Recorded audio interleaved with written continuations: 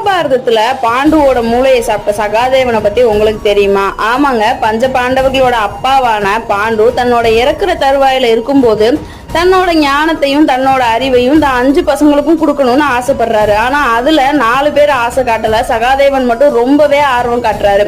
அதனால பாண்டு தன்னோட மூளையை சகாதேவன்ட்ட கொடுக்குறாரு. சகாதேவனும் தன்னோட அப்பாவோட மூளையை சாப்பிட ஆரம்பிக்கிறாரு. முதல் கடியில கடந்த காலத்தையும், 2வது கடியில நிகழ்காலத்தையும், 3வது கடியில வரப்போற எதிர்காலத்தை பத்தி தெரிஞ்சுக்கிற சக்தியும் அவருக்கு கிடைக்குது. சகாதேவன் ரொம்பவே நேர்மையானவர். எதிரியா இருந்தாலும் தனக்கு நல்லதை செய்வாருன்றதுனாலதான் சகுனி துரியோதனன் கிட்ட போருக்கு நாள் குறிச்சிட்டு வரும்படி சகாதேவன் கிட்ட அனுப்பிச்சு வைக்கிறாரு. சகாதேவனும் அதுக்கு மறுப்பு தெரிவிக்காம ரொம்பவே கரெக்டான இதுல நாள் குறிச்சு கொடுக்குறாரு. இந்த மாதிரிதான் போர் வரப்போகுதுன்னு முதல்ல தெரிஞ்சிருந்துமேமும் அதை முன்னமே அறிவிக்காதனாலதான் சகாதேவன் இறக்கும் தருவாயில பல சாபங்களை பெற்று அதனால பல உலகத்துக்கு போய் அண்ணனோட உதவியினால சொர்க்கத்துக்கு திரும்புறாரு.